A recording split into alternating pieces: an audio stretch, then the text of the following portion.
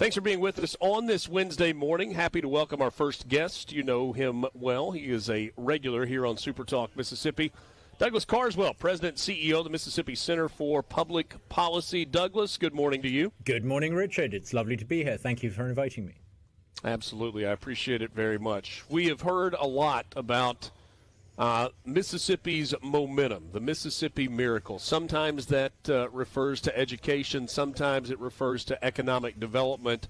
So your entity, the Mississippi Center for Public Policy, decided to do a deep dive, a deep analysis on this economic development hot streak that Mississippi has been on. Let's kind of take this in bites. Maybe not do it all at once, but let's start with an overarching theme that you found.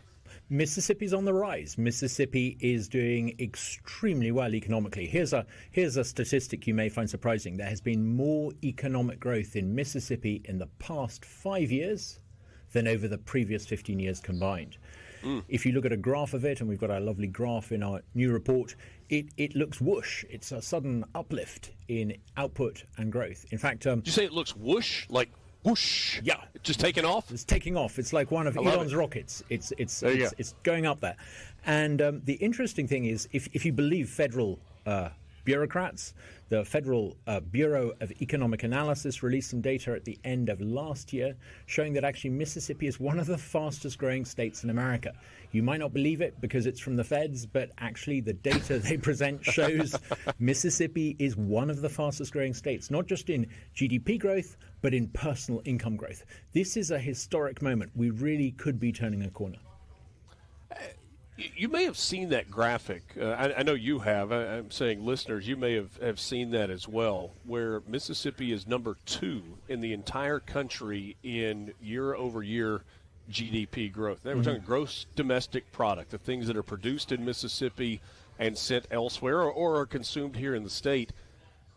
That feels like a staggering number. And I don't even know if we fully understand exactly what that means. Can you try to explain what the GDP growth being number 2 nationally means? You've got to be a little bit careful of the data, particularly in an economy like Mississippi, which is so dependent on the farming sector, because anyone who knows anything about these statistics knows that rural agrarian economies, agriculture is a notoriously cyclical business, and you can look like you're number 1 year and you don't look like that the next year. So with that caveat, and this is a snapshot, it is nonetheless absolutely staggering.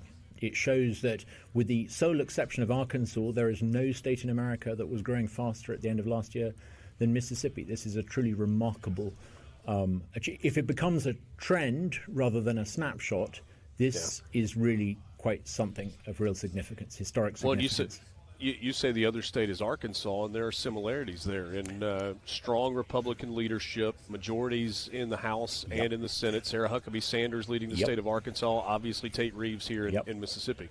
Well, if you start to ask the question of why there's this growth, you're really onto something there.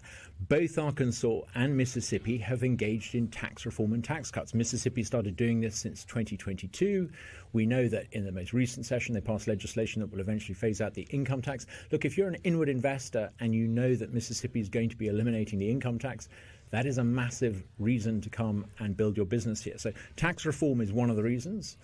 Another is labor market flexibility. Let me interrupt there just for a second, because there were so many headlines in this particular legislative session about the beginning of the full phase out of the income tax in Mississippi. But I think you're pointing to the tax reduction that began a few years ago. We're really not at a point yet where we are seeing the benefits of what's going to happen over the course of the next decade plus in getting all the way to zero in state income tax. This is more a reflection of what has happened over the last few years. Is that accurate? Yes, I think that is accurate. I mean, the Philip Gunn, full credit to him. Philip Gunn, when he was Speaker, pushed for a bill in 2022 that began to reduce the income tax to a flat 4%.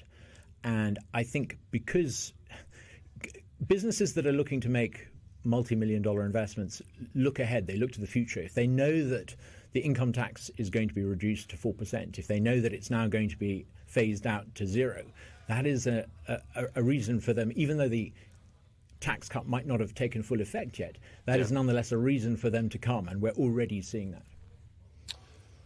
You know, in talking with people about the elimination of the state income tax as it pertains to economic development, there have been kind of some mixed answers. There are people that go, well, that's not necessarily what is driving the growth. When companies say, hey, we're coming to Mississippi, it's an overall friendly business climate that is so attractive to those entities. But then they say, but you know, in terms of attracting employees from out of state for some of these companies that are coming in, that is another piece of the puzzle.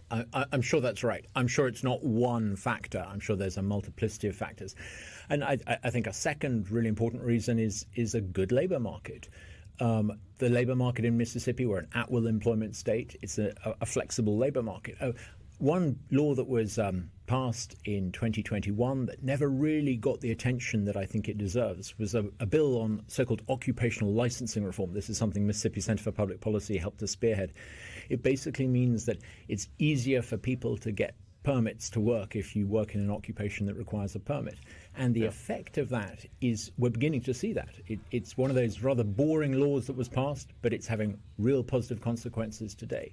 So I think tax cuts, labor market reform, low-cost energy. I know there's a lot of debate at the moment about energy and all the rest of it, but the reality is in this state you've got low-cost electricity. It's 14 cents per kilowatt hour. That is a technical speak for saying it's very cheap, and that is a massive it's interesting factor. to me. It's interesting that you brought that up right there, because that's exactly the next question I was going to ask him. We had Chris Brown yesterday, the Northern District Public Service Commissioner, and I don't know that most Mississippians, when they are thinking about economic development, their thought immediately goes to power generation.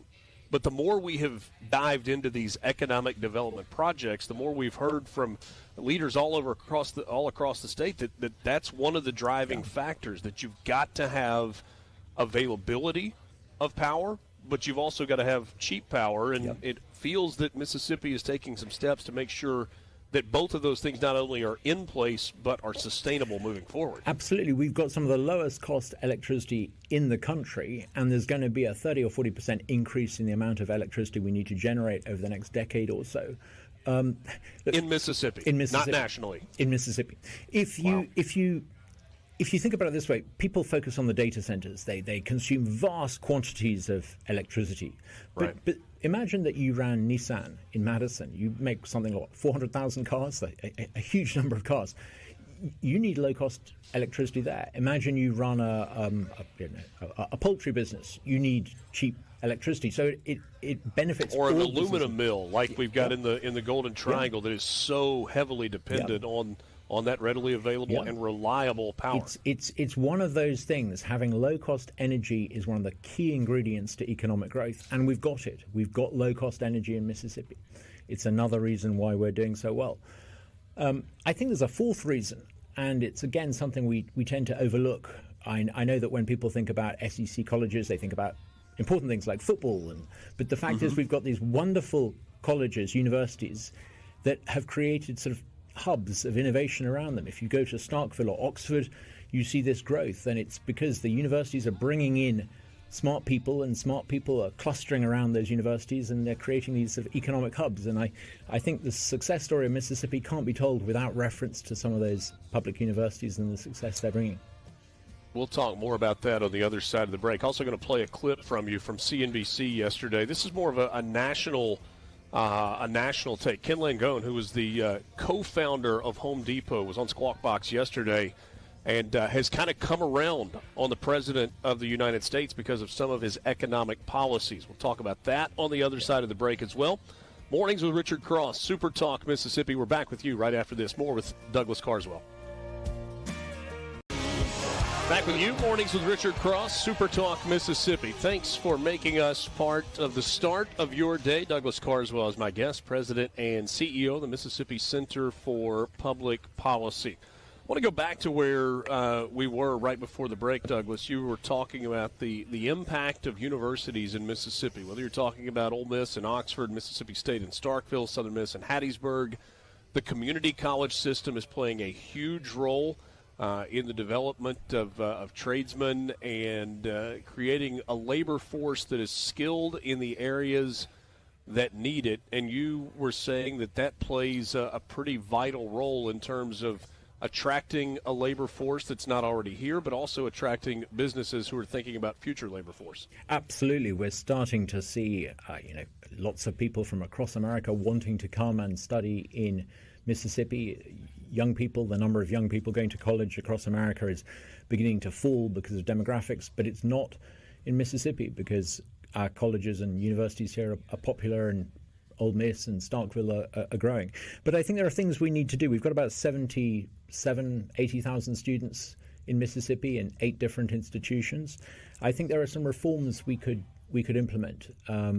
We could move to a performance funding model so that we fund universities that have utility rather than paying for perhaps what some progressive professors want to spend money on.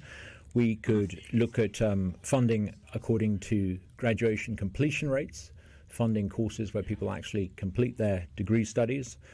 And I think we should fund on the basis of postgraduate employment rates. These are, I think, common sense suggestions to make sure that our colleges and universities are actually producing people with the skills we need rather than, as I said, what some liberal professors might want. So common sense in your mind, but is that practical? I mean, are those ideas that are practical, applicable in the university setting? Oh, they're very applicable. We published our paper showing how to do it. Yeah, I mean, other states, Florida has done this. Other states are looking to do this. Another thing I think we need to do is to end university tenure. I think one of the reasons why sometimes public money at universities has been used on degrees that don't really add value is perhaps because we've got colleges that are run in the interests of those with tenure. So I think we need to reform the tenure rules. Florida, again, has led the way on this. So I think there are practical suggestions in this paper to reform the university sector in Mississippi. What about the elementary, junior high, high school education system? Mm-hmm. How does that tie into this economic growth conversation? Your listeners will be very aware of some of the improvements that have happened in outcomes, reading rates, and particularly 4th grade reading and 4th grade math. And I don't want to take away from that. Those are solid achievements. But the fact is that absentee rates are still chronically high. We're not as good as we could be. And obviously, if young people going through the education system in Mississippi aren't coming out with good math and reading and writing skills, they're not going to be as good in the workforce as they can and should be. So I think we need some kind of school choice model. We're surrounded by states that now have that. And in the paper, we put forward 2 alternatives. We could go the Arkansas-Tennessee route, which means that parents would be able to spend about $7,000 allocated to a school of their choice for their child.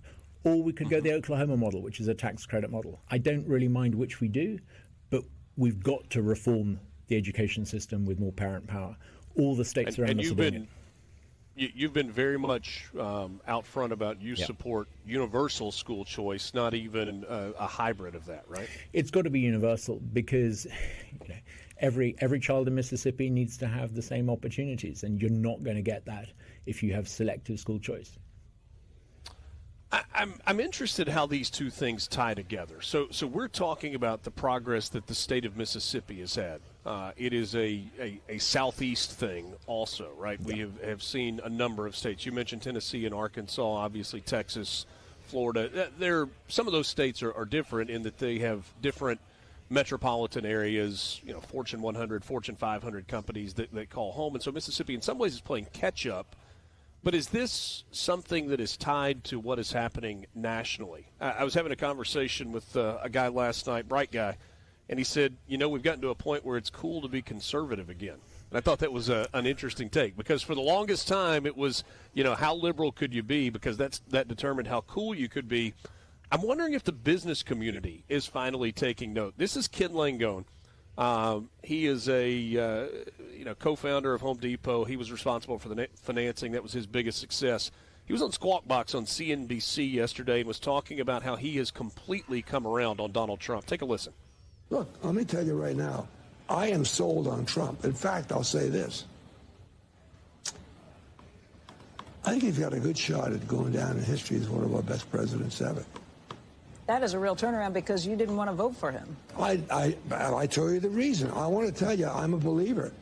What I'm seeing happening is absolutely nothing short of a great thing. And there's a beat. People are walking with more bounce in there. It's all around. I gave you quite a bit of grief. Huh? I gave you grief. You give me grief? I gave you grief when it was a binary choice. You're still complaining about Trump and it was a binary choice. It's like, are you kidding me? Knowledge implies one thing. When you made a mistake, admit it. Okay. I think this guy is turning out to be a president. Right.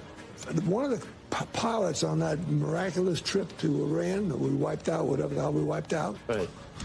He said, you're the only guy in the presidency that would have done what you did. All right, so that's Ken Langone. This is a guy that's a billionaire a bunch of times over. He's been involved in business. Here's my question.